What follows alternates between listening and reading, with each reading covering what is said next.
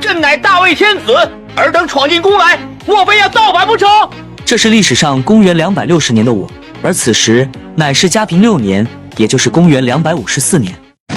我要状告庶曲，这厮竟敢令其妻诱惑我，献妻之事简直是骇人听闻，实毁人伦之操，坏男女之节，他冒天下之大不韪，妄图败坏我的名誉，请县令速速派人抓捕。曹公，这又是为何啊？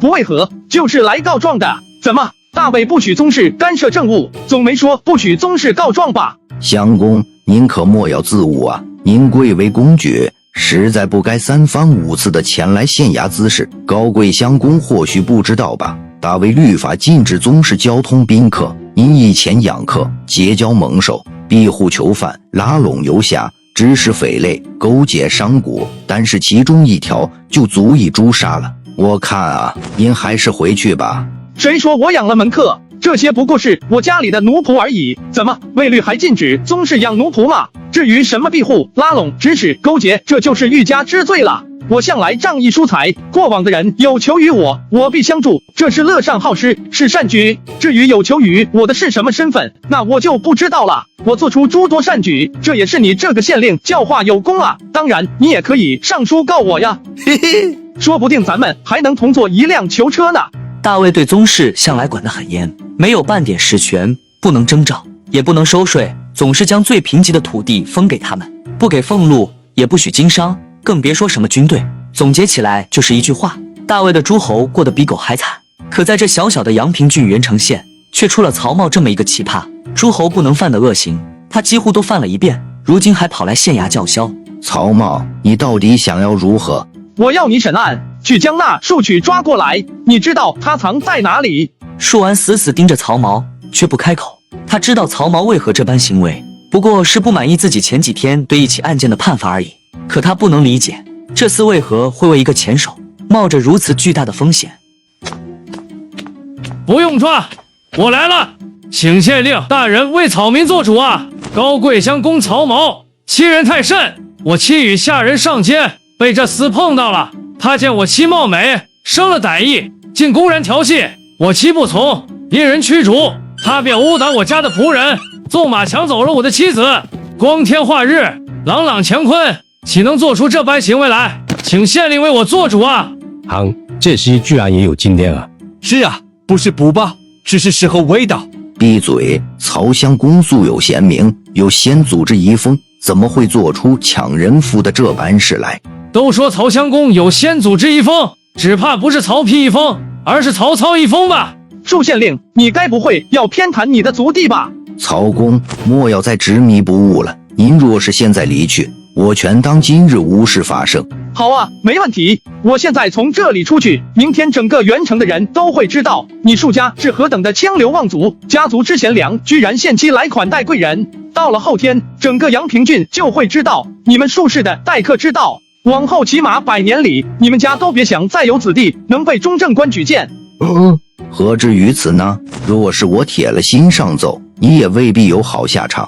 为了一个小小的前手，何至于此啊？我也曾好言相劝，是你说宗室不得干政，那我就只能这样了。我曹毛就算是舍了这身爵位和性命，也要坚持告下去。也罢，我会重新审理张生状告庶曲一案。族兄，你要救我，你要救我啊！来人啊，将庶曲与这恶妇收监。朕为天子，其人威权日去。曹公大义啊，老汉跪谢曹公。老丈莫要担心了，您儿子和儿媳的案子，县令已经答应要重审了，他一定会给你一个公道。若是不给，那就我给。10天前，庶曲让他的妻子哄骗自家佃户的妻子进后院，随即将她欺辱。这个苦命的女人反抗无果后，选择自尽。其夫来县衙里告状，却被反咬一口，说他令妻子色诱庶曲，想以此谋取好处，结果却被活生生逼死。拜见襄公。国君不必如此。襄公，您的这些奴仆每天公然在府内脚底比械、搏戏、纵马，这成何体统啊？嘿嘿，我向来将他们当作朋友来对待，如今又没有什么事要做，他们自娱自乐一下，有何不可？郭泽很是无奈，他他真的很怀念当初那个乖巧好文的高贵襄公。直到1年前，高贵襄公在练习骑射的时候，从马背上摔落后一直昏迷，醒来后便仿佛变了一个人。襄公，您是堂堂大魏公爵，怎么能与市井小人为伍为友呢？你的意思是我该去结交一些群贤大家，邀请有贤名的士人来府里做客？理当如此。可庙堂有禁诸侯交通宾客令，是不许我们与那些士人结交。若是庙堂问罪，我就说是你指使的。嘿嘿，在下担不起如此重责，庙堂自有道理。襄公就算是不跟世人为伍，也不该与这些人为伍啊，这同样是犯法的。嘿嘿，诸位，我与你们为伍了吗？我们都是曹公麾下的奴仆罢了，何以算是为伍？就算如此，方才有几个商贾送来了钱财，诸侯结交商贾，经商也是禁止的。我可不曾经商，更没有结交商贾。我只是看他们可怜，给他们出了些主意，教他们如何经商致富，救济乡里。他们自发的感谢我，给我送来钱财，这难道不对吗？这位防府令是真的将自己的职责当作了教导。其实他完全可以强势的命令曹髦，若是曹髦不听，上书三思就好。杨公，襄公莫要打扰我睡觉，赶紧去忙你自己的事吧。杨公大抵是不愿意做官的，谁不希望有这么一个监国业者呢？嘿嘿，杨公乃是曹髦的监国业者，负责监察曹髦给庙堂告状的官员，只是他从不理会政事，整日衣冠不整。曹公，大事不好了！那县令请了援兵，说是要来捉拿您呢。快说，到底出了什么事？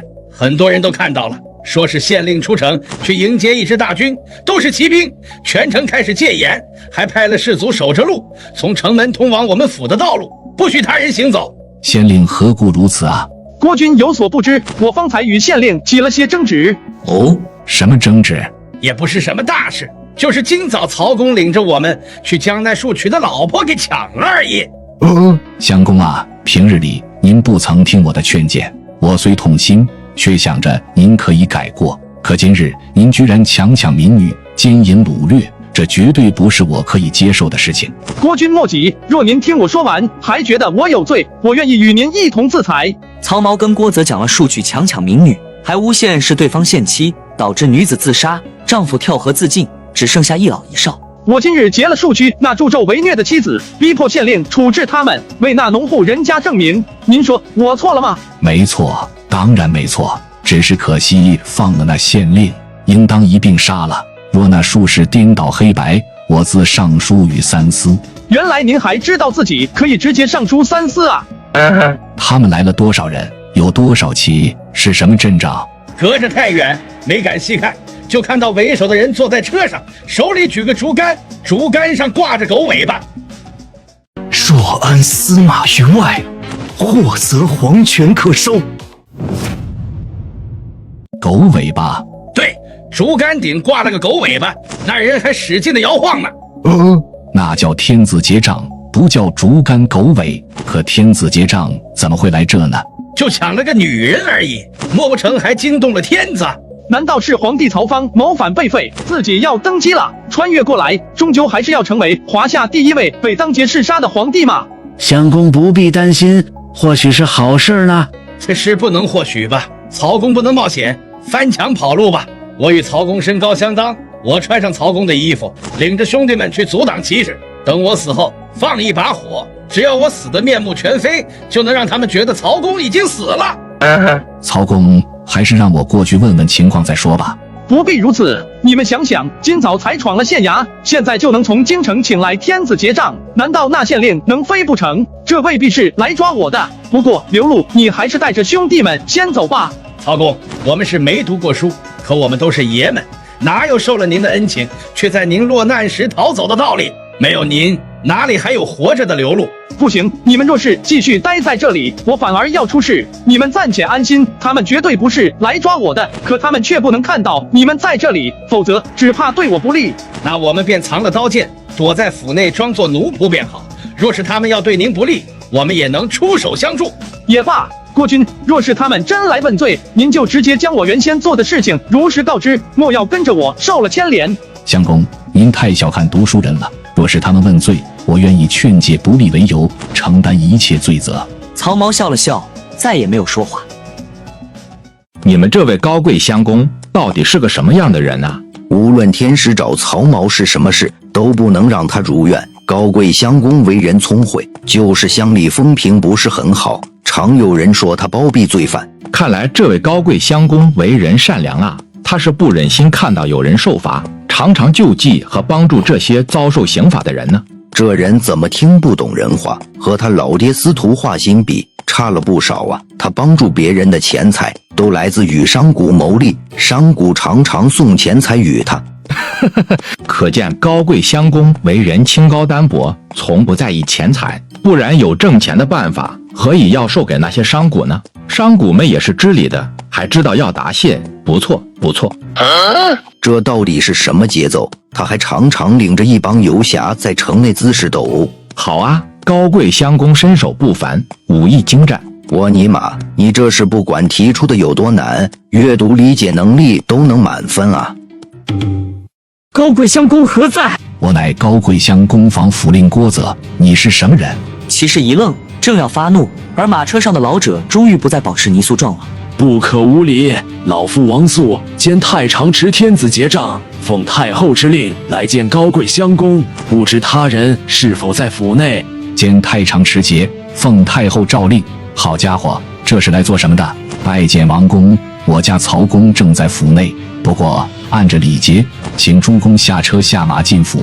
不必如此麻烦了。曹公，这不合礼法啊！无碍，面对天子结账，太后诏令，岂能怠慢？高贵乡公曹毛拜见太常。王肃愣了一下，也不回礼，高高的举起了手里的结账。太后有令，地方年已壮，然不务正事，专宠佞臣，耽于女色，日与常悠游，不能承接天命，敬奉宗庙，贬至其弟为王，退位让贤。东海王曹林乃高祖文皇帝嫡子，曹林诸子中，以高贵乡公曹毛有济世之量，具先祖之风，今立其为明帝嗣及天子位。听到这个消息，除却早已知道消息的天使团队之外，围观的众人皆是目瞪口呆。在场唯一能保持平静的，大概就只有曹毛了。如此潦草的接驾队伍，迎接傀儡的意图做得太明显了。他早就无数次的幻想过这一天，甚至想过各种应对的方式。可是当这一天真正到来的时候，他心里却是那般的平静，没有丝毫的激动。宁做高贵乡公死，不做汉献帝生。不才小子曹毛，何以能得到太后如此垂爱？陛下这是何意？大魏宗室极多群贤，有品行高尚者，我不如也；有文采斐然者，我不如也；有勇武者，我不如也；有能督亲友善牧者，我亦不如也。我年纪尚幼，无甚才能，天子尊位，怎敢奢求？各位请回吧。出乎所有人的意料，曹毛一瞬间就拒绝了这泼天的富贵。陛下不可抗令不遵啊！非我抗令不遵，只是我没有这样的德操，能高居天子之位。请诸公回去，如实告知太后，辜负太后之厚爱，我愿受罚。陛下，我听闻长辈所赠予的，做晚辈的是不能推辞的，否则就是不孝的行为。何为不孝？若是3代圣君的伟业在我手里中断，岂不是最大的不孝了吗？劳烦诸公前来，我实在有愧于太后的厚爱，请诸公回去告知太后，我愿意接受惩罚。曹毛说着，又朝着洛阳的方向长拜，起身之后，迅速转身走进了府内，关上了大门。王公，我们这皇帝怎么能被废黜呢？他有什么天大的过错啊？他的过错就是他已壮，壮则有变，自然就要被罢黜了。皇帝一人面对强势的外臣，无半点实权，还能活着做王爷，已经是万幸了。郭泽神色恍惚，整个人仿佛遭受了极大的冲击。他身上有种非常浓郁的大汉诗人风格，某种说不清的朴素的理想主义者。曹公为什么要拒绝做皇帝呀？嘿嘿，怎么想混个从龙之功，耽误你当辅国将军了？匹夫，休要多嘴，快去给我再打一壶酒来。杨公，您有什么要教我的吗？老醉汉哪有什么能教您的？方才众人慌乱，唯独您说或许是好事，您是不是早就料到那些人是来迎接我登基的？料到了又如何？您根本改变不了什么。想远离司马氏，保全自己，这可能吗？大将军乃天下有名的忠臣，深受爱戴，怎么会想着远离他呢？曹公言不由衷了，只是我要提醒曹公，那王素看似憨厚，实则极有城府。如果我都能看出来，他肯定也能看出来。愿听杨公教导。养游侠、攒银钱、博名望，这都是因为曹公看穿了一切，着急积累实力。只是我告诉您，这完全没用。司马师想要杀您，就像宰杀案板上的鱼那样，毫无阻力。我也是尽力而为，您如此说，似乎杨公有更好的办法。您既然害怕，倒不如安心接受王素的好意，跟着他前往洛阳，诸事都以司马师为主，迎娶他的女儿，安心享乐。再过个20年，学那汉献帝，将大位让与他们，他们定然也会给予您极高的地位，让您安度晚年。司马师当真如此可怕吗？司马师为人狠绝，能识人，善隐忍，好得人，枭雄之姿，比其父更胜。如今司马师已经完全占据了庙堂，费力之事便是最好的证明。他的权势比起当初的魏武更甚，无人能治。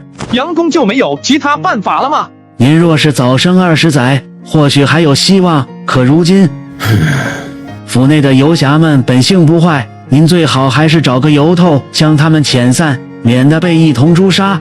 曹髦没有接话。第2日早早起床，同刘禄一起到了城南的一处食肆。曹公，好久不见啊！哪里？昨天宣旨的时候，我还看到你呢。听闻天使前来元城，是要请您去洛阳当皇帝，这是真的吗？当然，这还能有假？可有爱卿愿助朕讨贼？不知襄公前来，未能远扬，还望恕罪。喂，昨晚我派刘禄吩咐你的事情，应当有结果了吧？嘿嘿，有了。那杨公本名杨宗，曾是辅政大将军曹爽的主簿。后来曹爽谋反失败，安平郡公赦免了他的罪行，还让他来做尚书郎。听闻他与当今大将军司马师私下不和，多次顶撞，大将军想要杀他，但被征西将军全力求情，才贬到元城来。消息是否可靠？千真万确，您是不知道。为了弄明白这点事，我可是花费了不少钱财呀。你且放心，我还有诸多食谱，都是宫里的方子，往后只会让你挣得更多。多谢曹公。曹髦收到消息后，一刻也没停留，便高兴地与刘禄一同回了府邸。国君，我这次拒绝了王素，就相当于拒绝了司马师，我恐怕即将大祸临头了。毕竟不是所有人都有3次谦让的权利。司马师还敢弑君不成？要是世人都如国君这般守礼就好了，就算他不杀我，也绝不会轻饶了我。这爵位大概是保不住了。那您为何不肯继承天子之位呢？若您做了天子，必是天下万民的福分啊！我为此事卜了一卦，却清晰地看到未来是一条死路。人事为本，天道为末，事无天命，皆人事也。可如今的我，就如那笼中之鸟，网中之鱼，只能看着浩劫步步靠近，却无能为力。若是在皇宫里，禁锢更甚，尚不如在野之民。竟不知襄公是这般想法，那您到底想要怎么做呢？我想摆脱自己的爵位，脱离控制，前往边塞，暗中积蓄实力，等待时机。您这是准备躲起来吗？曹公啊，您确实很有能力，可若舍弃了宗室身份，即便是一个小小的亭长，就可将您抓起来问罪。那你说又当如何？今天下三分，虽未一统，却也非过去州郡割据之时豪杰称雄的机会，微乎其微。而且拒绝了司马师，就算他不杀你，也绝不会轻易让一个反抗自己的宗室脱离自己的控制。在野之言，实乃痴心妄想啊！再者，今天子蒙难，国家动乱，您贵为宗室，不想着为国除贼，与民太平，怎么能想着躲起来呢？无兵无民，何谈为国除贼？司马师是何等的枭雄啊！你们都说司马师乃是英杰，我看未必。他能选择曹公来作为自己的傀儡，就不是一个很聪明的人。先前您可以为了一个庶民而朝县令拔剑，如今就不能为了天下百姓而向司马师拔剑吗？国君此言何意？当今之事礼崩乐坏，朝中权臣当道，小人持政，打压忠良，有志者不能施其才，忠良者屡遭迫害，地方豪人之士连动数百，高田满野，奴婢千群，屠夫万计，百姓竟无立锥之地。您在元城，能庇护一城之民；若在洛阳，则能庇护天下黎民。请曹公深思。郭泽内心复杂，转身离开。而此时，杨宗刚好前来。圣人的道理拯救不了这天下，忠孝仁义、学成治世，全都是束缚人的鬼话。杨公可是有了脱身之法？看在平日不曾少了我的酒喝，我可以教您如何保全自己的性命。哦，愿闻其详。那王素肯定还会再来，若您还是拒绝，只怕就要摊上大事了。司马师可不是谁都能拿来博名望的。那接下来怎么做？等他来的时候，无论他说什么，您都要装作一副极为惶恐的样子，然后不断地夸赞彭城王。您的意思是举荐彭城王曹据来担任天子？不错，如此一来，王肃就会觉得您不是真心与司马家作对，而是惧怕他们的权势，不敢继承天子罢了。而您是由太后举荐，代表着大魏宗室的立场，如此便无性命之忧。鸟栖于林，龙潜于渊。杨公，我有件事需要你帮忙。相公但说无妨。我听说你与司马师不和，司马师想要杀你，而司马昭却保住了你，可有此事？确有此事。那兄弟二人为了得到我的效忠，煞费心思。不过这又能如何呢？很好，若后期司马昭上位，定然会提拔你。司马昭上位？有件很重要的事，我很想告知司马师，可我知道，若由我来说，司马师定然不信，只能拜托你来传达了。请您一定要记住，这件事非常的重要。具体是什么事情，请相公明示。这些年的战乱，使得华夏遭受了巨大的损失，可向凉州、辽东等地蛰伏的蛮夷积攒实力，已经形成了不小的规模。他们都在等待时机，不出50年，一定会举兵侵略。到时候，我华夏危矣。即便大魏国力不济的时候，都能追着他们打。现在大魏国力正盛，他们还敢来招惹？来不及解释，你且记住便好。等将来司马昭重用您，您一定要劝谏司马昭，让他及时消灭四周的蛮夷，加强对他们的控制，不可大意，他们才是最大的威胁。一定要出征，消灭外患。此外，万万不可再行分封之制，否则当会如汉初那般兴起诸王之乱。最后，一定要劝谏司马昭，不可让司马炎继承大位，他不是什么好东西。杨宗目瞪口呆，心想此人一定是疯掉了。相公是打算用蛮夷来消耗司马家的实力吗？司马师可不会上当，而且四周的蛮夷也不是司马家的对手啊。我只是做好最后的保障而已，即便是我死了，好歹还能阻止一些事情的发生。相公到底想要做什么？做我该做的，我要去拯救这天下，即便这是条死路。那您为何还要往死路上撞呢？因为我是曹髦，宁为高贵乡公子，不做汉献帝生。杨宗想要说些什么，却只觉得浑身僵硬，仿佛失了声，只是看着曹髦走远，却无法开口。拜见相公。国君不必多礼，我今日来找你，是想跟你请教一件事，帮我解决心中的困惑。哦，是请教尚书，还是春秋？都不是，我想请教如何诛杀国贼，匡扶社稷，与民太平，不知能否赐教啊？也罢。元城的一处府邸内，3位从京城洛阳赶来的钦差惊慌不已。他们分别是司徒王朗的儿子王肃，同时也是司马昭的岳丈；另一位华表乃是华歆的儿子，而一直保持沉默的大臣名叫郑茂，担任少府，为华歆的养子。因父辈关系，3人交往极为密切，都算是司马派的大臣，只是亲近程度不同。襄公不愿继承大位，这可怎么办啊？需要等大将军的命令吗？混账话！我们乃是奉太后诏令前来迎接天子，与大将军有何干系啊？对，您清高，您跟大将军没有任何关系。昨晚那个火速赶往京城的骑士是我派的，总行了吧？郑君，您向来善于识人，您觉得接下来应该怎么办？当初舜禅让给禹，禹乃有德之人，故不受。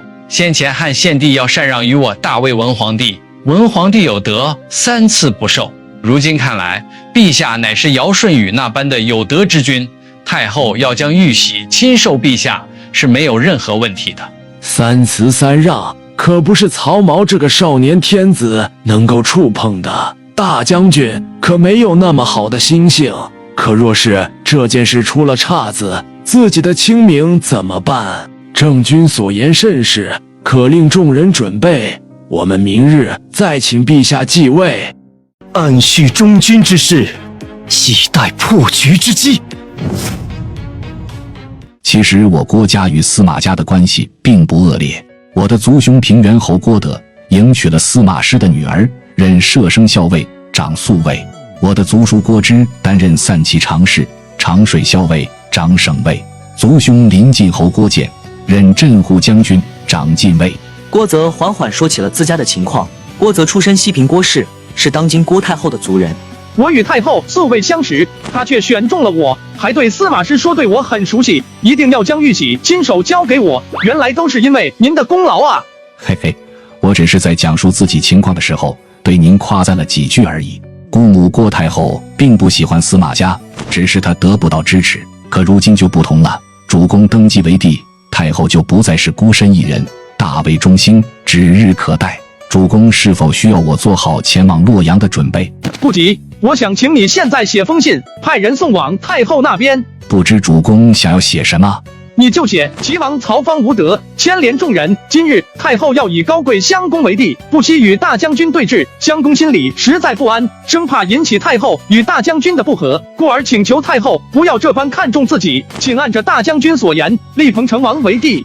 主公不是说好了要一起匡扶天下的吗？我并非是反悔，这皇位不能轻易继承，我还有一件事要做。你的那些族兄族叔们都是有德操的人，若看到这封信，说不定就会来帮我了。哎，就依主公所言吧。刘禄，我有件非常重要的事情要托付给你，请主公吩咐，愿为主公效死。这封信需要你送往京城的制书是御史冠丘殿的手里，一定要交给他本人才行。禄定不辱使命。第二日，王肃一行几人早早的便来到了曹髦府邸。请王公恕罪，我实在是无法担当大任。陛下当真要抗太后的诏令不从吗？此事与太后无关，连我这个不知事的稚童都知道，天下事在大将军。天下事不在太后，更不在大将军，在陛下。陛下岂能这般言语呢？岂不是要寒了忠良之心吗？我对大将军向来是极为敬仰的。彭城王曹据乃是宗室里有名的大贤，才比陈思、武同太祖，有尧舜之资。请您告知大将军，我愿意将大业让与彭城王。有他这样贤明的君王，有大将军这般的忠良，何愁大魏不兴呢？众人皆是瞠目结舌。王肃的第二次上门，再一次无疾而终。王肃板着脸，头也不回地走出曹府，而郑茂却故意慢了半拍。陛下，大将军定然可敬，可郭太后也并非好惹。您这般言语，恐会得罪太后，还望陛下深思。多谢郑公提醒，看来这个郑茂并不是司马派的铁杆粉丝啊。曹髦再次拒绝皇位的消息，很快便传遍了整个元城。听说了吗？襄公又拒绝了皇位。是啊，襄公实有文皇帝之风啊。没看出来啊，襄公居然是这般的谦让君子。嘿嘿，权臣镇主，竟是天子与无物。你是恕县令对吧？陇西太守恕混是你什么人？正是家中族兄。我与恕公乃是至交，当他还在许昌求学的时候，是我阿父向庙堂举荐了他。不知还有这般的渊源，这些时日未能及时前来拜见，请王公恕罪。哈哈，无碍。今日将你叫来，主要是为了高贵襄公的事情。你觉得襄公如何？高贵襄公为人聪慧，只是有些少年气。我们刚来的时候，你可不是这么说的。不必惊慌，实话实说便是。襄公在县内颇有恶名，经常沉迷享乐，勾结商贾，逼迫良人，还庇护很多贼子。县内的众人都怕他，不敢告发他。他身边的防府令和监国业者就眼睁睁地看着不管吗？防府令郭泽是个古板懦弱的人，屡次劝诫襄公，可襄公不以为然。至于那位监国业者，整日饮酒，浑浑噩噩，如何能管？王公啊，您是不知道，襄公连县衙也闯，我实在不明白太后为何要让他继承大统啊！哼，我也奇怪呢。你在县里的风评非常不错，是个可造之才，你要认真做事，不可荒废政务。树完听后大喜，领命后便匆匆退下。派人前往洛阳吧，将这些都如实禀告。诺。昭阳殿原本是皇后的居住地，而此刻却是郭太后的寝宫。都说说吧，你们对郭泽的书信都有什么见解？胡闹！这郭泽是读书读傻了吗？竟然想拥立曹举当皇帝，那还有我们国师什么事？燕孙，你觉得呢？我现在是有点明白曹髦为什么不肯继位了。这小子是被什么迷住了吗？给他皇位都不要？要么是害怕得罪我岳丈，要么就是真的担心，因为他自己的缘故引起我们与司马家不和。而从郭泽送来的书信来看，应当是后者。或许是他故意让我们这么想呢？不可能，郭泽这个人是个纯粹的君子，不会使什么阴谋。恭喜太后，看来他这个防府令做得比我们所想的还要出色，愣是将曹髦也教成他自己那般了。皇帝是不能换的，看来他比1年前更适合当这个皇帝了。一个郭泽一般的皇帝多好啊！这是真正的贤君啊，正是天下人所需要的。兄长，那我们现在该怎么办？现在曹髦拒绝登基，若是司马家直接顺水推舟，太后最好不要松口，就咬死了，一定要将皇帝的玉玺亲自交到曹髦的手里。阿父，请您现在就去找您的那些好友。当初文皇帝3请3子，当今天子有祖父之风，难道不是一件好事吗？叔父，请您加强皇宫的戒备，勿要让外人误闯。我得离开一趟，去找征西将军谈谈心。兄长，那我呢？我去做什么？叫你来呢，主要是为了让你有点参与感。现在正是谈完了，你该回书房多读一些书了。司马昭之心，路人皆知。嘿嘿，怎敢让征西将军亲自相迎？你是自家人，往后相见，你以叔父称呼便是了。快去，让司马炎来拜见他的兄长。诺。将军不必如此，你不必理会，应当如此。兄长来了。哼，我平日里是如何教导你的？见到贤良还是至亲，可以这般怠慢吗？将军无碍。这庶子着实不成器啊，还请勿要怪罪。我这些年忙于国事，疏忽了教导。哪里，安氏的贤明，整个洛阳城都知道。您教导有方，实不该自谦。郭德与司马昭寒暄了几句，便进入了今天的主题。不知我岳丈可在？哦，他还在忙呢。你有什么事，不妨与我说说。是新君之事。王肃派人送来了书信，事情我大概都知道了。高贵襄公确实不适合继承大位，我想不如再选一人好了。至于高贵襄公，便让他在元城安心做他的襄公。将军，襄公为人谦让，有文皇帝之风，这是善事。他越是拒绝，就说明他越适合继承大位，怎么能更换呢？哦，可我听说此人恶迹斑斑，绝非贤良啊。郭泽的信里可不是这么说的，难道司马家真的要插手皇宫内的事情了？襄公仁义爱民名声在庙堂已经传开了，况且皇帝尚且年幼，有大将军这样的忠良，自然不必担心。你不必担心我兄长，他没有心思来操办这样的小事。废立皇帝还是小事，我也不是说非要让曹据来担任皇帝，我们可以在宗室里选择另外一个合适的，并非襄公不可。你觉得呢？将军，拥立天子是庙堂所决定的，并非是我可以开口的。这郭家是铁了心要拥立曹髦啊，曹髦就这么对郭家的胃口吗？燕孙啊，你们这是想让我兄长亲自前往元城去跪迎新帝吗？司马昭眼神眯起，带着一丝杀意。郭德毛骨悚然，急忙答话：将军，太后曾言，天下贤惠的女子皆出自司马氏。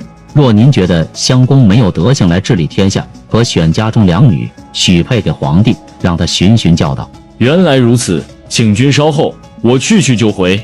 郭德十分清楚，司马昭肯定是去找自己的岳父司马师商量了。片刻之后，司马昭便又回来了。这件事，大将军已经下达了命令。大将军令，10月5日，皇帝继位。多谢大将军，多谢征西将军，都是一家人，不必如此。速前去准备吧。喂，将军，总感觉有些不对劲。哦，袁凯，有什么不对？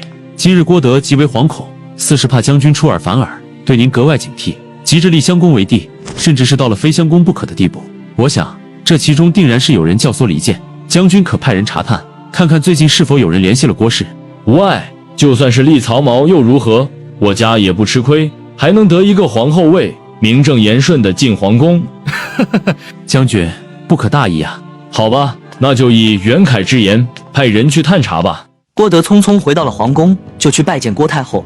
不久之后，镇护将军郭建便领着20余骑出了皇宫，离开了洛阳，朝着元城的方向飞奔而去。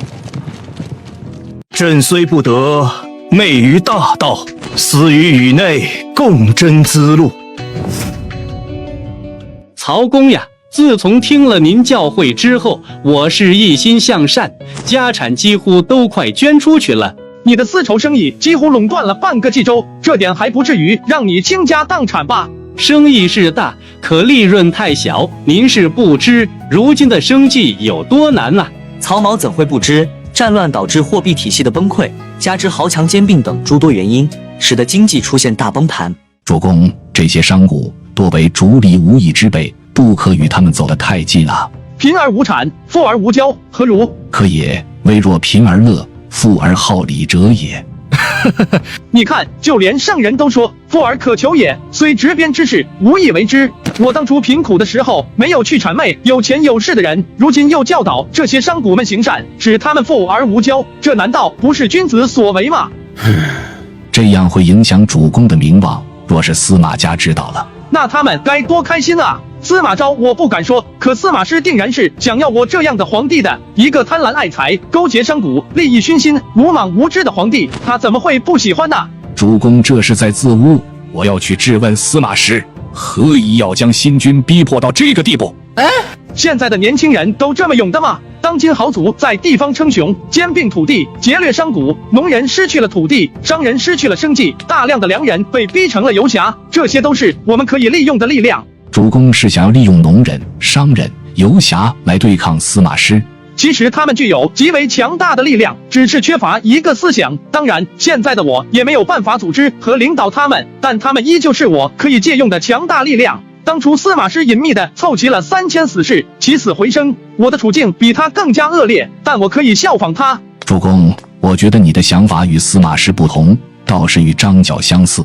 向谁暂且不论，如今有件事比这更急。哦，什么事？司马家在庙堂已经没有了敌手，可在地方上还是有人不满司马师的执政，而这个人司马师还轻易动不了。镇南大将军管秋俭。没错，他是当今硕国仅存的大魏忠臣。有镇南大将军在，您还担心什么呢？连司马师都要让他3分。我只能仰赖这位镇南大将军了。再过几天，等王肃第3次前来的时候，定会让他们后悔自己对郭氏的妥协。曹髦随后便吩咐下人安排马车前往天使团的临时住所。陛下，王大人身体有恙，未能前来相迎，请您勿怪。无碍，能与您相见也是极好。天使之中，王公得贤，正宫才高，而您兼之。陛下谬赞。既然不许我进府，那我们就找一处14，好好聊聊。我有些困惑，还想您可以为我解决。曹髦和华表一路有说有笑，很快便来到了县内的一处14。华君啊，我还不曾登基为帝，为何你们都以陛下称之呢？大将军有令，要我们前来迎接陛下。华表如是回答，也是变相的表达自己的立场。当不当皇帝不是曹髦说了算，而是司马师说了算。这不是对曹髦的敬重，反而是对司马师的服从。华君这般才能，20为黄门，累迁侍中，怎么没能继承您阿父的衣钵呢？还不是我没能生个好女儿。齐王无德，您这般贤明的大才，居然不用，实坏我大魏江山。陛下勿要动怒，其实我也没什么才能。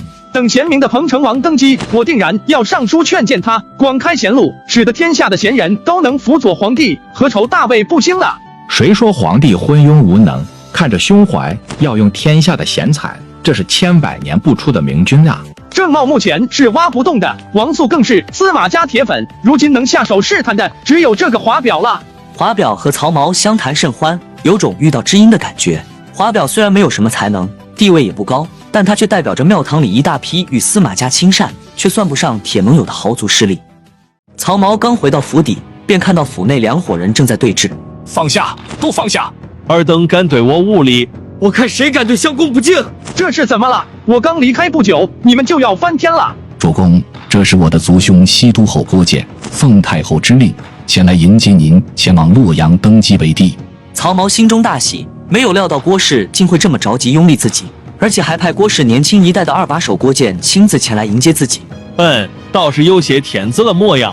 你现在就跟我前去见王肃，然后前往洛阳。郭建的语气立刻激怒了游侠们，而曹髦却更加开心了，因为他要的就是郭建这种喜怒都形于色的人。曹髦现在手里最有力的武器就是一个信息差，元城到洛阳的信息差。怎么能对我的长辈无礼呢？你们暂且先去别殿休息。诺。曹髦拜见舅父。你叫我什么？舅父有所不知，列祖皇帝如我父，太后为我母，而您贵为太后之弟，那就是我的舅父啊。原来主公这么会玩。舅父啊，我家受了列祖皇帝这般的恩宠，却未能报答，有心去拜见太后，却因齐王那个无道昏君，只能在元城远远地朝着太后的方向行礼请安。陛下，事情紧急，这些事情稍后再说，我们先去拜见王肃吧。舅父难得前来，何以急着去见什么外人啊？来人啊，去高家的食肆，将城内最好的饭菜美酒都带来，我要亲自款待舅父。诺。太后可还无恙？我的大舅父呢？他还好吗？这些年未能拜见我的这些至亲，都是那齐王的过错啊！曹芳并非是郭太后的儿子，乃是曹睿的养子，跟郭氏的关系并不亲近，反倒因为郭氏把持宫内禁军的缘故，有些矛盾。等彭城王登基，大概就不会这样了。我这次来就是为了让你登基为帝了，这是太后的意思，你不能违抗。我听闻大将军司马师与太后争执不下，太后如此厚爱，我怎么能去做有损太后的事情呢？主公说的在理，虽然我也希望陛下能登基，但这确实有违孝道。我尼玛！茂啊，你多虑了。既然大将军同意立你为皇帝，那就说明大将军也认可了你的品德，不会出现什么不和。舅父，若是司马师真的尊重我郭家，为何前来迎接我的人里没有一个我的至亲呢？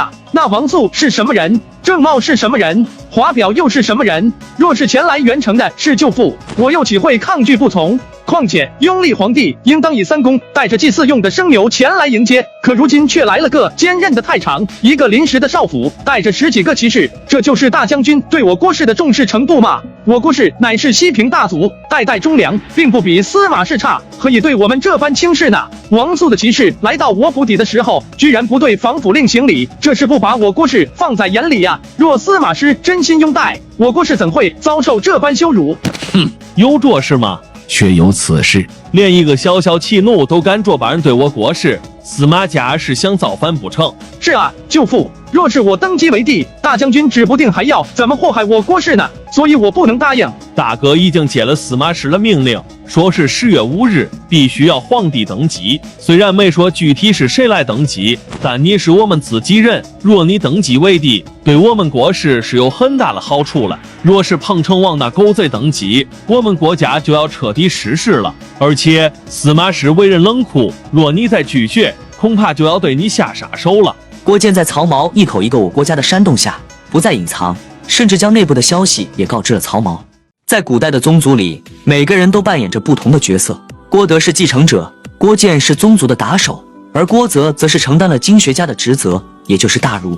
茂啊，你就听完了吧，去洛阳当皇帝好吗？司马氏想拥立曹据，完全是为了皇宫内的权力，若他得逞，那太后便不再是太后了，我们也要滚出皇宫。舅父，不用这种话来诓骗我。我郭家已经把司马氏得罪了，不用再想什么不和了。你必须要去当皇帝，然后再想办法来弥补他们。真是这样吗？没错，就是这样。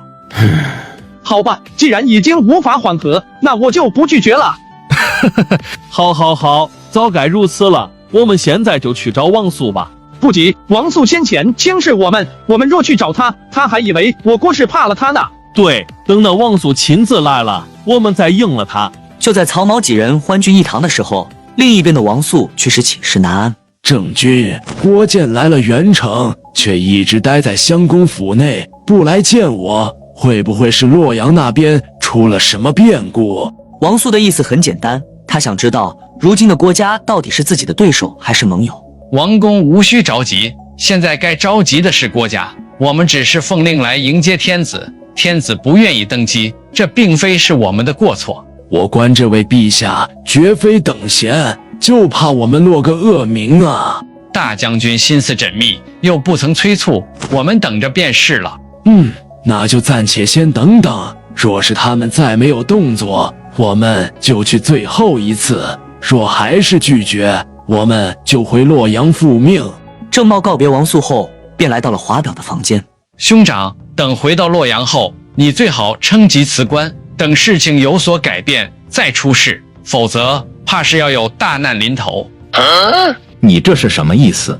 你不该坚持要求来元城迎奉陛下，并且近日又和他走得这么亲近。我也没想到郭氏居然会拥立这样的人啊！高贵襄公就像是鞘内的宝剑，平日里看不出锋芒，可一旦出鞘，定然见血。而且他这几日的所作所为很是怪异，我想他定有所图谋。那我们现在就去禀告给王公。司马仲达对我有赏识之恩，唯有勤勉做事，恪尽职守，以此报恩，其余封赏不敢奢求。何况我们也不知道襄公到底想要做什么，只是猜测而已。好，我都听你的，只是这高贵襄公到底想做什么啊？舅父，这些饭菜如何？我在洛阳都不曾吃过这么多好吃的饭菜。嘿嘿，这些都是我亲自改进过的。哦，你还有这本事？舅父若是喜欢，以后可以天天品尝这些美食。当真？子轩啊，你安排几个人，过几天陪着我舅父一同前往洛阳。等到了洛阳，你就开个14，每日给我舅父送去吃的，每日饭菜不可重复，定当让郭公满意，绝不耽误。何必如此麻烦？直接住我府内，做了专用庖厨，岂不更好？舅父啊，我郭氏众人不也得尝尝鲜吗？况且卑鄙之人怎么能进您的府邸呢？拿着吧。舅父，这是列祖皇帝赏赐而来，你将我当作舅父，就算是长辈的礼物了。啊，这实在是太贵重了。无碍，我家里还有好几块了。多谢舅父。嘿嘿，曹毛就这样光明正大的将14开到了洛阳城。茂啊，我来元城也有2天了，这王素怎么一点动静都没有？舅父，他是司马昭的岳丈，志得意满。我听闻大将军身体不好，他指不定在打什么主意呢。对我郭氏能亲近就怪了。哦，你是说？您想想，朝中最想取代我郭氏的人是谁？好个王素，我说这厮怎么这般态度？他是想取而代之啊！若是司马昭上了位，那他女儿便是皇后。没错，就是这个道理。他想看我们低头，等着我们去拜见他，好在大将军面前邀功。这个老狗，等见到他，我非要出了这口恶气不可。舅父，这么做会不会坏了大事啊？若得罪了王素，怕他做什么？他女儿嫁给了司马昭，我大哥还是司马氏的女婿了，你不必多言，我自有打算。喂，刘禄在曹毛的安排下，拿了信便日夜兼程的往洛阳赶。你是什么人？我只是个送信的。我不认识你。我也是，但写信的人却知道你。哦，你无需害怕，我并不是来害你的。我受主公所托，需将书信亲手交给你。哦，对了，入他母的司马氏。我家主公说，只要我这么说，你就会相信我。将军，出什么事了吗？无碍，都去休息吧。冠秋简在确认仆从离开后，反复看了好几遍书信的内容，他怎么都不敢相信。你是从元城来的？路上盘查太多，我没有验船，耽误了不少日子。好在是将书信送到了。我就是冠秋简，不知壮士如何称呼？刘禄。襄公所交代的事情我已经知道了，襄公这般信任，我是不会辜负他的。那便好，我家主公良善，怕恶人欺辱了他，我就不多逗留了。王素连续几日往洛阳写信，表达郭家人不在意登基的事情。郭建到达元城后，整日带着曹髦四处吃喝玩乐，见不到郭建和曹髦，无法完成大将军的嘱托，请求返回洛阳。你们这到底是想做什么啊？当初是你们要拥立高贵襄公为皇帝，如今又是你们在这里拖延，这到底是为什么啊？将军，这其中定然有什么误会。我就想知道，到底是有什么误会？你们到底想要什么？你尽管直说，我们是一家人啊，可莫要受了外人的挑唆。大哥司马氏的眼疾越来越严重，这才将大事交给司马昭，可没想到光是迎接的事情就被自己弄得满地鸡毛。将军有所不知，我家过去得罪了王公，不是我弟弟不愿意去见王公，是王公不愿意见我弟弟啊。对啊，若是自家上位，那王肃不救，难道真是王肃从中作梗？我绝不会让私事耽误国事，请将军放心，我早已写信给那不成器的弟弟，让他务必要跟王公请罪，一定要与他见面，尽早将陛下带回庙堂来。好，那你先回去忙吧。郭德离开后，司马昭便吩咐下人喊来司马炎。言儿，你替我出趟远门。阿父让我去哪里？元城。我去那里做什么？拥立皇帝。外公不是已经过去了吗？为什么还要我去啊？言儿啊，你要记住，哪怕是你外公，终究也非司马姓，我们所能信任的也只有自己的同宗血亲，他们都有自己的想法。你这次去元城，什么也不用做，就是看着他们，让他们完成继承大位的事情，然后跟着皇帝回来就行了。若是可以，多跟皇帝接触一番。可我跟诸葛敬约好了要去。我现在就去。郭德离开司马府后，便直接来到了皇宫的朝阳殿。太后，我看司马家是真的等不及了。现在大将军病重，司马昭已经迫不及待了。怎么说？他每次与我交谈，总是说起皇帝的车驾和仪仗，眼里满是渴望。他故意让王肃去迎接曹髦，我觉得他就是不愿意拥护曹髦，还是想用彭城王来控制皇宫。我们必须要想个办法了。这些年里，我们与司马家甚是交好，事事都以他们为首，就连废立皇帝，我们都全力帮衬，如今却被他们如此对待。司马家何曾是讲过信誉的？他们肯定还会搞出更多的事情，说不定下一步就要对我们动手了。你需要我做什么？为曹髦造势，让群臣都认可这位新天子，将彭城王的罪行公之于众，让司马家断绝拥立彭城王的想法。如何造势呢？我听郭建说，曹髦一直都以舅父称呼，将列祖皇帝当作自己的父皇，将您当作自己的母后。曹髦若是要当皇帝，就是要继承列祖皇帝的衣钵。您何不做事这件事呢？以他为自己的儿子，让他嗣列祖孝明皇帝，负责祭祀列祖之庙宇，成为名正言顺的继承者呢？你是说就像曹芳那样？曹芳实在无道，可曹髦就不同了，他对我们家格外亲近，以他为子，这皇宫之内依旧是我们说了算，而且他也能成为名正言顺的继承者。司马家还敢说拥立什么彭城王吗？善。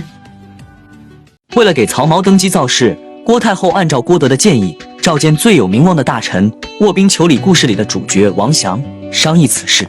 王公啊，我昨日梦到自己为列祖皇帝盖被子，您说这是什么预兆啊？太后整日费心国事，应该是想叮嘱新君托付贤臣吧。当初陛下将齐王托付给我，可我才能不足，使齐王这般无道，无法继承列祖的伟业。太后过谦了。列祖皇帝没有孩子，虽有9个弟弟，却大多都没有留下子嗣，唯独东海定王有诸多子嗣。东海定王年少而聪慧，深受高祖皇帝的宠爱。定王的儿子曹髦继承了他父亲的相貌和品德，并将列祖皇帝看作自己的父亲，将我当作自己的母亲。听闻高贵襄公品德极佳，想来登基之后定是一位明君。我想收养高贵襄公曹髦作为列祖皇帝的孩子，让他嗣列祖皇帝，成为名正言顺的储君。不知王公以为如何？太后想的甚是周到，可以这么做。汉末魏晋时期，自己没有孩子，而收养兄弟家的孩子是非常普遍的行为。曹睿、司马师都是如此。我只是个妇道人家，本不该参与庙堂之事，况且已经有了齐王的先例，就怕朝中群贤反对呀。高贵襄公多次拒绝登基，太后这是害怕司马家改让彭城王登基吧？太后多虑了，拥立皇帝乃是天下大事，断然没有轻易更变的道理。太后所说的事情，定然也会有诸多贤才来支持的。王公既然这么说，我也就安心了。高贵襄公年幼，等他前来洛阳，该向您这样的大贤请教，希望您来教导他，让他学会孝顺的道理。老臣才德有限，不敢为陛下之师，可定然会辅佐劝谏陛下，让他不负列祖皇帝的衣钵。郭太后的这番话听起来像是下达命令，本质上还是一个交易。次日，以高贵襄公刺列祖皇帝的言论便席卷了整个洛阳，而这也刚好戳中了司马家的痛点。毕竟列祖皇帝的祭祀是如何中断的，大家都心知肚明。大将军令朝中多忠良，为列祖身后事迹，此善事也。世纪啊，我大哥到底是怎么想的？若是答应了他们，那他不就是能继承列祖皇帝全部的？哎，若是往后有什么变故，这如何能行啊？有大将军在，您还担心什么呢？大将军的想法又岂是我们所能猜到的？哼，早知道就不拥立曹髦了，这厮还不曾继位，就惹出这么多事来。要是他真的登基了，那岂不是更糟？陛下有谦让之德，君子之风，这不是社稷之幸吗？况且将军怎么能对陛下直呼其名呢？好好好，你们说了算，陛下英明，大将军英明，行了吧？将军勿要急躁，这些小伎俩在大将军面前完全不值一提。荧光之火怎敢与日月争辉？钟会对司马师非常的崇敬，司马师称钟会乃王佐之才，而钟会也是将司马师当作自己的伯乐，全力辅佐。高贵襄不在，快滚！当初这位跟王肃一起桀骜不驯、趾高气扬的骑士，不将任何人放在眼里，而最近却一连好几天都吃了扁。将军，王肃又派了骑士前来，我让他滚回去了。就该如此，你且出去吧，继续守着。喂，我非要好好羞辱一下王肃，让他也知道闭门不见是个什么滋味。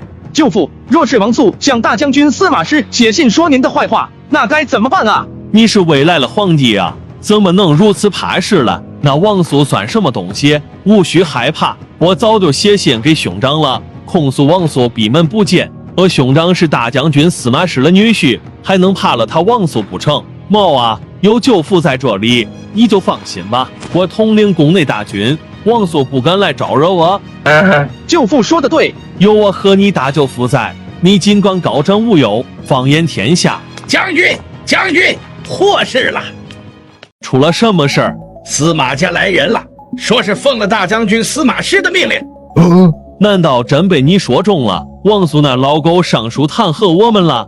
难道是司马孚来了？舅父，来者不善，请您先去后殿，我亲自去迎接对方。好吧，你也不要太过害怕，若是出了什么事，你就大声呼救，我不会让他害了你了。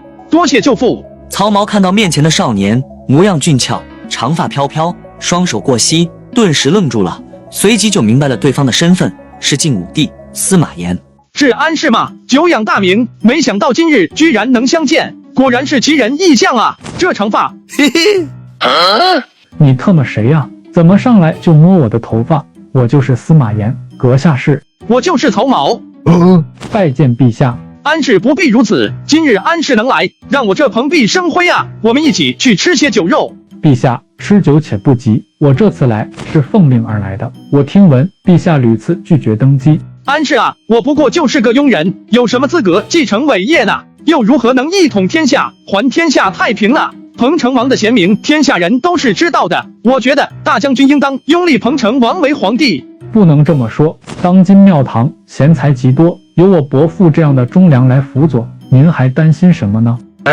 我担心的正是你那伯父司马师。你看蜀国那个昏君，无才无德，宠幸阉人，他这样的人都因为有诸葛武侯这样的贤才辅佐，才能治理好蜀地啊！不应该是诸葛村夫吗？诸葛武侯是何等的英才啊！文武双全，文才武略，仁义道德，只恨我晚生了20年。难道您不觉得诸葛武侯乃是天下能臣之最吗？我还是觉得宣文公司马懿才是能臣之最。曹髦确实觉得司马懿比诸葛亮厉害多了，毕竟诸葛亮讨伐魏国那么多年，只干掉了张合与王双，而司马懿的一次高平陵之变就干掉了曹爽、曹丕、曹训、何晏、毕轨、李胜、桓范等人，还将他们直接诛族，这岂是诸葛亮所能媲美的？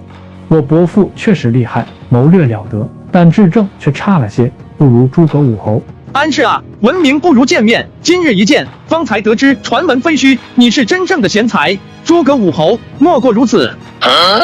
我怎么能与武侯相提并论呢？若是我继承大业，那你就是我的诸葛武侯。我们兄弟二人君臣齐心，定能统一天下，建立不世之功名。曹髦从未想过能通过嘴遁来收复谁，他讨好每一个前来找他的人，只是为自己将来的斗争加几分胜算而已。陛下，您既然有统一天下的志向，为什么不愿意前往洛阳呢？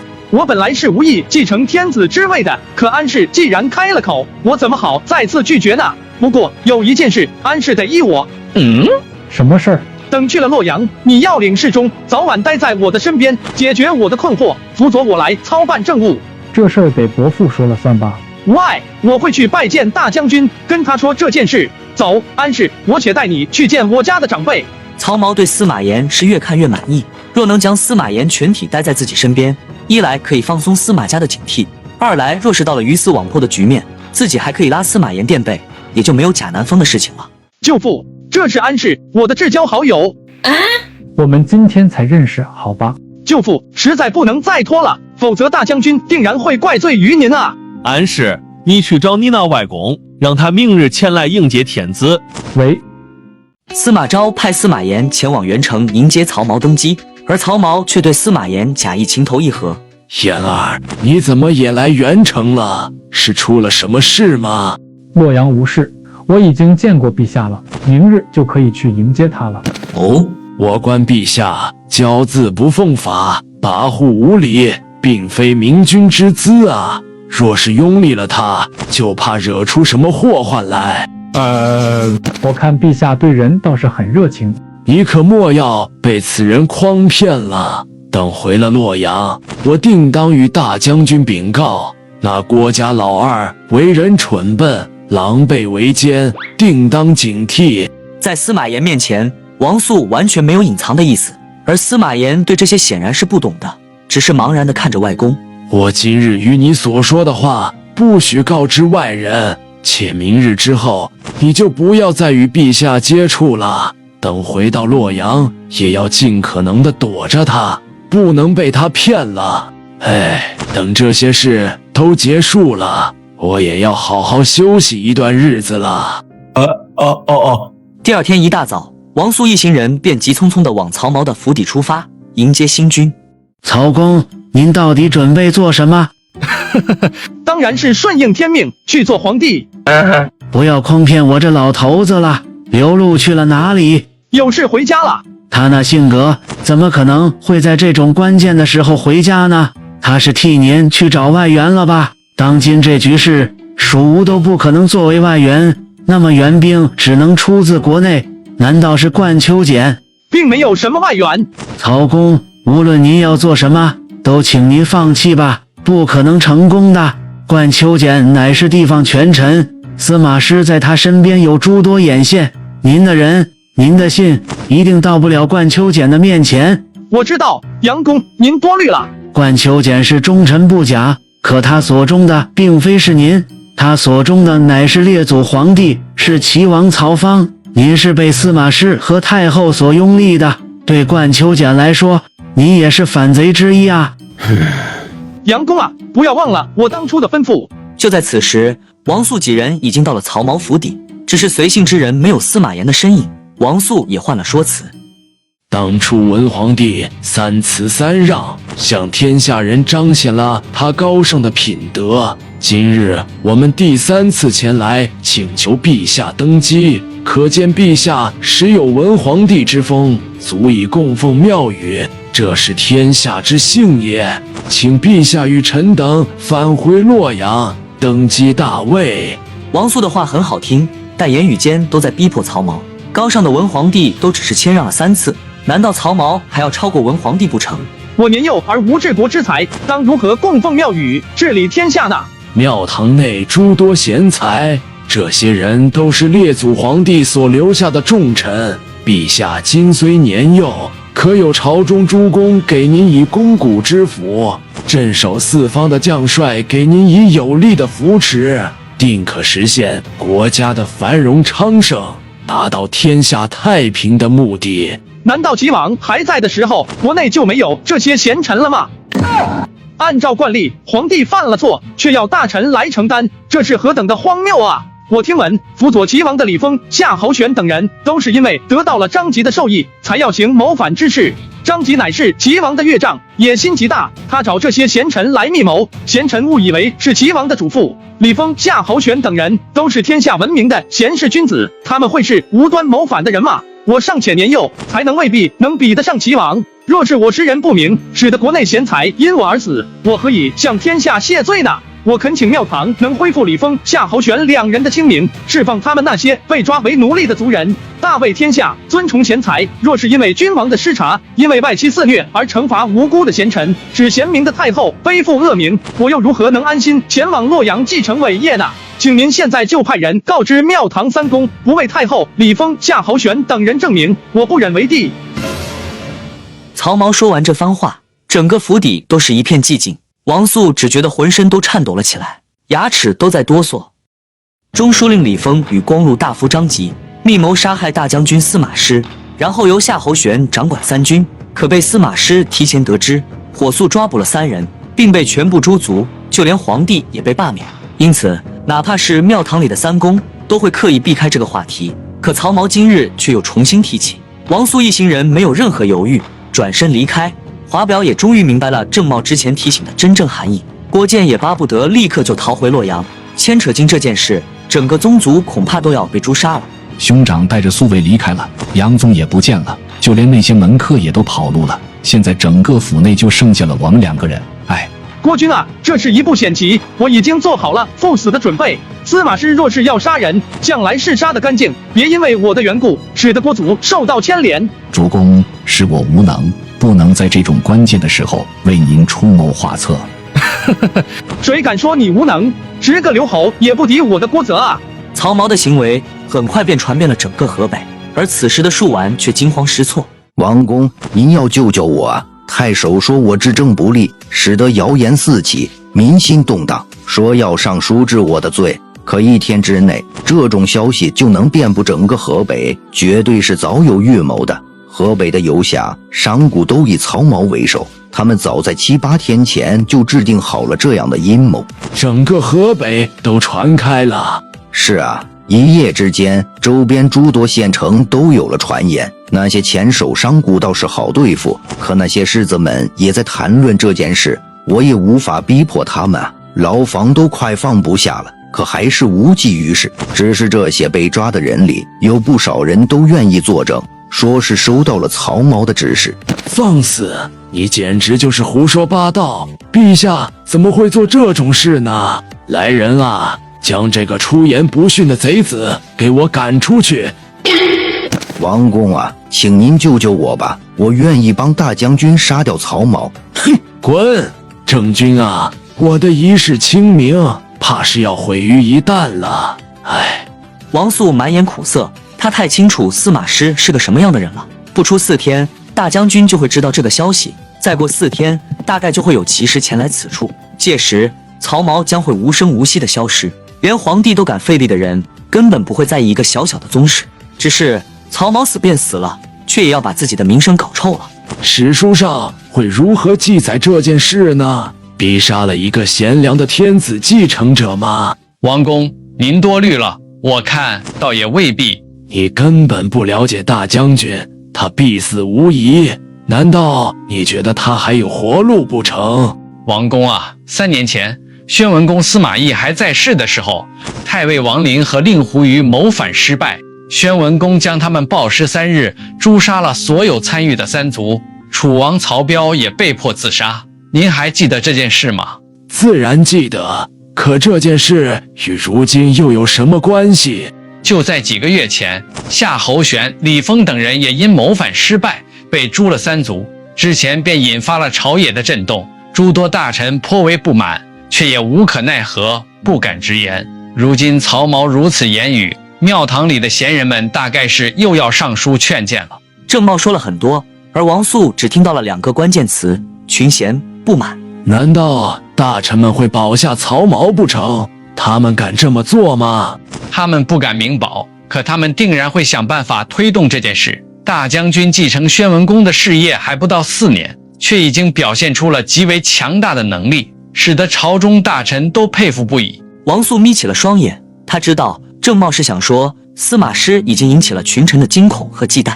我认为大将军可能会更在意庙堂上的这些大臣，号召者反而没有那么重要。大将军若想杀曹髦，轻而易举，可是有什么用呢？他可以死，也可以不死，决定权完全都在大将军的手里。可这件事的关键不在襄公的身上，而在庙堂之中，在诸多贤良之手。其实襄公也没有说错，因贤人遭受蛊惑而无视他平日里的清明，诛其宗族确实有违天和。王肃只是说了一句，又赶忙停止，不敢再说下去。你说襄公是不是也考虑到了这些？他到底是图什么呢？具体我也没有想明白。要不再让华表去找襄公谈谈，毕竟这件事因我们而起，无论大将军如何解决，我们都撇不清关系。臣愿前往与曹公一叙。怎么能让你去呢？大将军还没有下令，与他贸然接触，实在太过危险啊！嘿嘿，此事因我们而起，知道些虚实，禀告大将军，这是我们的职责，怎么能逃脱呢？请王公勿要担忧。郑公乃真君子也。王肃本来就是想让郑茂去探探口风，华表是什么样的人，王肃最清楚不过。他提出华表，不过是想逼郑茂自己说出来而已。谁？将军，是我。有人求见，说是有要事告知。谁要见我？是我。赶出去！我不认识他，也不想见到这个烂酒鬼。郭书史，你是不想活了吗？我这次是以庙堂所派的监国业者的身份找你，你居然想将我赶出去，那又如何？你或许认得我曾经做过大将军的主簿，后被宣文公所赦免，因与大将军不和，又因征西将军看重，才免除了死刑，流放到地方为官。原来是杨公啊！先见我未能白见。好了，废话不必多说，我本来是想在这里等着征西将军的征辟，没想到竟遇到了这样的事情，你知道吗？曹髦要害死我们了。我怎么会不知道了？不只是害死我们，只怕连家族都难以保全了。所有设计谋反的人都要诛3族。杨公，能有什么要教我了吗？有倒是有，办法只有一个，借力打力。如今出了这样的事情，大将军肯定会认为是你们郭氏在暗中指使。大将军为人多疑，从不轻易相信别人。若想要保全宗族，最好的办法就是将这件事闹大，闹得众人皆知。杨公此言何意？王太尉和夏侯太常被诛3族，已经使得众人不满。庙堂里的贤良，地方上的重臣都在等待机会。若是将他们也牵扯进来，大将军还能将天下所有的贤才都诛灭3族吗？原来如此，我好像有点明白了。那我这就写信给兄长。现在都什么时候了？等你的书信到达洛阳，你兄长的人头都已经落地了。你既为大丈夫，何故这般迟疑？你难道就无法靠自己来保全宗族吗？现在就立刻派人，让你的盟友们都知道这件事，将这件事闹大，越大越好，参与者越多，我们也就越安全。都听杨公了。杨宗不屑地看了一眼面前的郭建，解下腰间的酒袋，头也不回地离开了郭建的临时住所。襄公啊，白喝了你这么久的酒，这是最后一次帮你了，这次是真的仁至义尽了，往后就再也不理会这些事了。曹髦拒绝登基的事件很快便传遍了整个河北，而远在几百里外的洛阳也闻到了硝烟的味道。岳丈啊，你老怎么来了？燕孙啊，你为人真肃，恭谨谦顺，我这才将女儿嫁给你，将你当作亲儿子来宠爱，你为什么要背叛庙堂呢？岳丈，何出此言啊？我向来是以您为首，怎么敢背叛您呢？哦，你还不知情呢，给他看看，你家的骑士还是很忠诚的，不肯松手，只能将手掌砍断了。你要多多谅解。里面是郭建给你的书信，我还没看，你给我念一念吧。大将军，我实在是无罪啊。陛下派人告诉我，若是要他登基，就得先给夏侯玄、李丰等人平反，这是何等贤明的少年天子啊！纵然太祖、高祖在这般年纪，也是不如当今陛下的，这是社稷之福啊！你们郭氏倒是颇有眼光。岳丈，我向您发誓，这与我家没有任何关系，完全是高贵襄公自作主张，一意孤行。夏侯玄和李丰罪有应得，绝对不能平反。你怎么敢对陛下无礼呢？你是想要抗旨不从吗？郭德很是无奈，只好看向一旁的妻子司马越。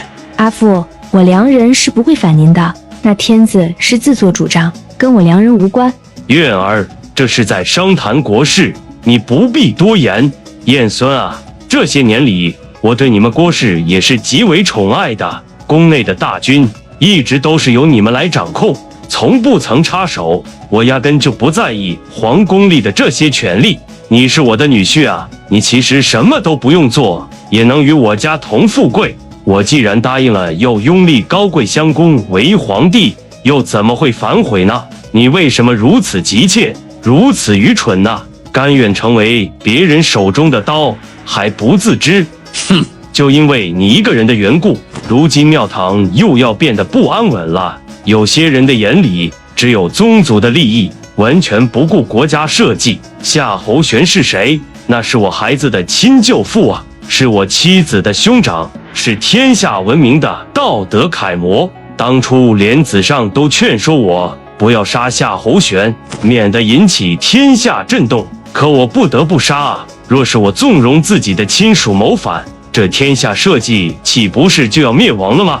郭德仿佛听出了什么，脸色苍白，一言不发。燕孙啊，我知道你非常疼爱自己的妻子月儿，又对他的舅父夏侯玄念念不忘。你派遣弟弟去元城，教唆陛下上书，想要为夏侯玄平反。你是个很孝顺的人，可是你这样的行为会引起一些误会，让天下的贤才们误以为是陛下要跟我过不去呢。你的弟弟他并不知道这里头的情况。至于你的儿子郭平，他年少聪慧，将来定成大器，你不必担心。你能理解我的意思吗？岳丈，我知错了，是我教唆陛下，是我想要给夏侯玄平反，一切的错都在我的身上，其余人都不知情，他们都是无罪的。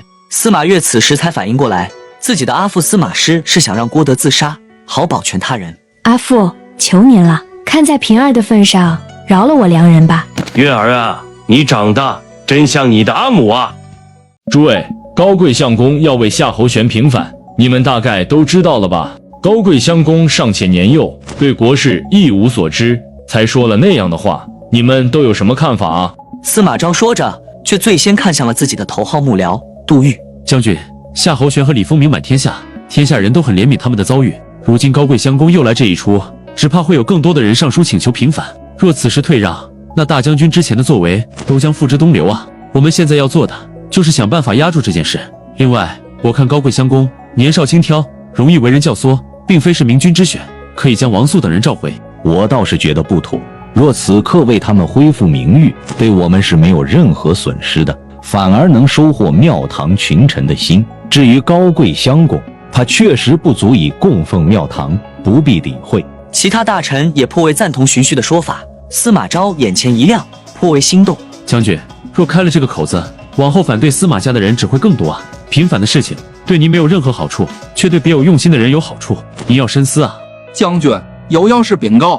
贾氏带来了新的消息，群臣要开一次朝议，商谈为夏侯玄等人平反的事情。狗贼，都是一群喂不熟的狼狗，贪婪无耻的小人。这些小人固然可恨，可现在还不是翻脸的时候。但是引起这一切的那个祸害，我是不能饶了他的。派人前往元城，高贵相公体弱多病，病势早夭。将军不可如此啊！您是魏臣，岂能无端的杀害宗室呢？为夏侯玄平反，会害了大将军；可若杀了高贵相公，则会害了您啊！今日不杀他，迟早会后悔。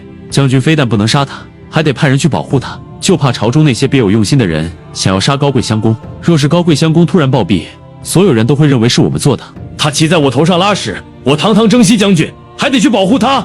如今的关键不在高贵相公，应当先应对群臣，可先拉拢一派，镇压一派，处死一派。等平反之事解决了，就没有人会在意高贵相公的事情了。相公不过一个幼童，只需派一个心腹率领一屯人马去看管即可，何必非要杀了他，来坏了自己的名声呢？小不忍则乱大谋啊！将军，若非袁凯，我今日险些犯下大错啊！准备一下，我们去会会那些所谓朝中的大贤。司马师和司马昭的定位不同，司马师更多的是通过杀戮让群臣闭嘴，而司马昭则是拉拢这些人，也就是一个唱红脸，一个唱白脸。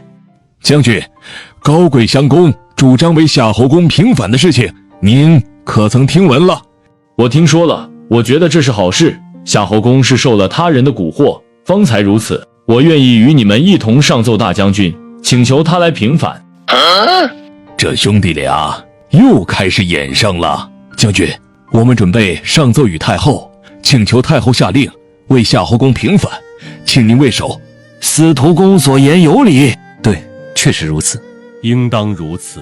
诸位大臣，太后有诏令，夏侯玄虽有贤名，却参与谋反，已未律查办，并无不妥。今有平原侯郭德因怜其妻舅，故而派人蛊惑新君，伪称新皇令，使得天下动荡，庙堂不安。国有律法，不可因人而废。夏侯公，我亦爱之，却不可因此而藐视国法，则国将不国矣。愿承平原侯郭德之罪，自平反之事不必再提。诸公，平原侯郭德之此事引起庙堂不安，心中愧疚不已，以亲笔书其蛊惑新君，扰乱庙堂之罪，并于昨日服药自杀了。这一刻，整个庙堂一片死寂，连司马昭都是目瞪口呆。什么？郭德认罪自杀？太后还亲自下令拒绝平反？什么情况？难道是大哥出手了？可他是什么时候出手的啊？郭德在司马师的逼迫下选择自杀，而此时的袁成也暗藏杀机。拜见相公。相公，安氏，我几次想去看望你，可王公拒门不见，几天不见，你还好吗？我还好。怎么是曹公亲自出门相迎啊？家中仆从怕受到牵连，连夜逃走，就连我家的监国业者都跑了，偌大的府邸就只剩下我和郭泽2个人。我听闻您当初收留了很多人，救了他们的命，他们就是这样报答您的吗？喂，人各有志，何必强求呢？安氏啊，你来的突然，今日实在是无法款待了，等你下次前来，定然不会如此。相公上次的款待，我已经受宠若惊了，等下次当是我来款待您。曹公啊，我们这次来就是想看望看望您，不必如此客气。您知道府内的那些人为什么都要走吗？肯定是我要为夏侯公平反，怕受到牵连呗。您既然知道，为何还要平反呢？何况你们还素不相识。我对夏侯公仰慕已久，我听闻连征西将军司马昭都为他开口求饶。就算我年少不懂事，难道征西将军也不懂事吗？我阿父当真为夏侯公求情了吗？哎，我总不能说这兄弟俩那是在演戏吧？是有这样的事情。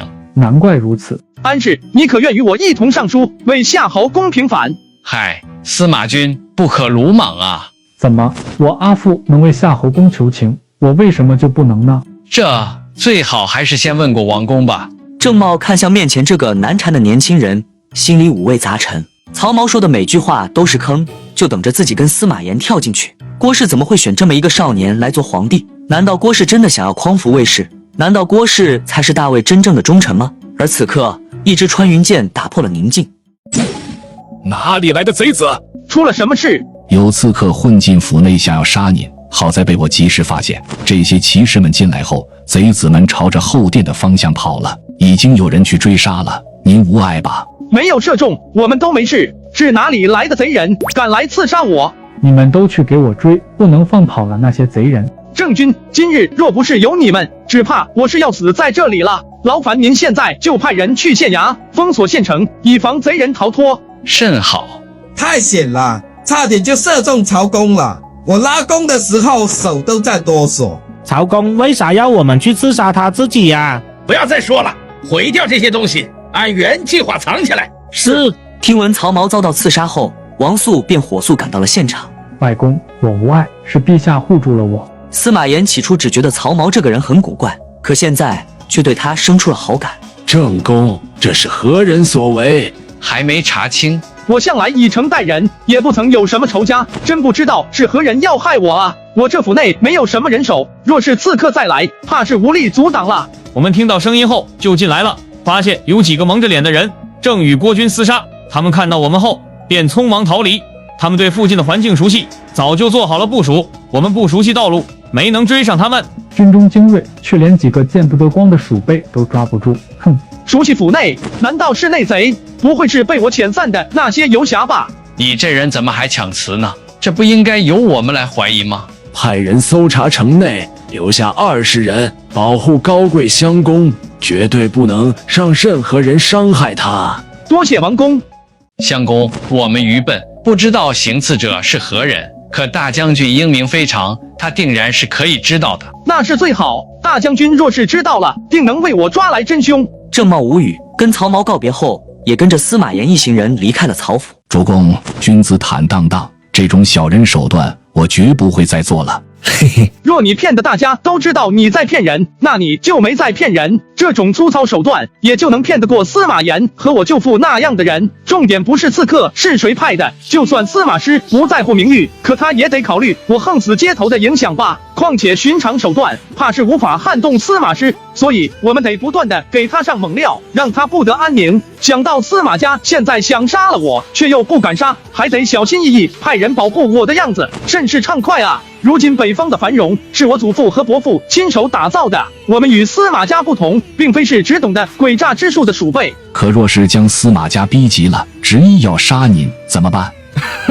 你知道只懂得诡诈之术的鼠辈最大的缺点是什么吗？请主公明示。他们对设计毫无贡献，其他人只是因为害怕或者利益才围绕在他们身边，不得民心，不得人心，所以他们始终无法做到彻底的掌控。他们杀掉我容易，可杀了我以后，他们也得能应付接下来的局面才行。此事过后，王肃安排骑士保护曹髦，而领头的名叫程济。虽然前世他俩玩过命，但曹髦却认为这个家伙或许是个能用的人才。敢当街弑君的人，是不是也敢当街弑大将军啊？程军，我平日最好习武，看你武艺非凡，不知能否赐教啊？岂敢对陛下动手？以你的武艺，恐怕早已收放自如，怎么会伤到我呢？不过是私下里过招而已。程济无奈，只好应了曹髦。就这样过了几天，王肃没能抓住贼人，曹髦的武艺却是精进了不少。程将军勇武难当，只怕霸王项羽也不过如此吧？陛下过誉了。将军大才，岂能只做一个骑都呢？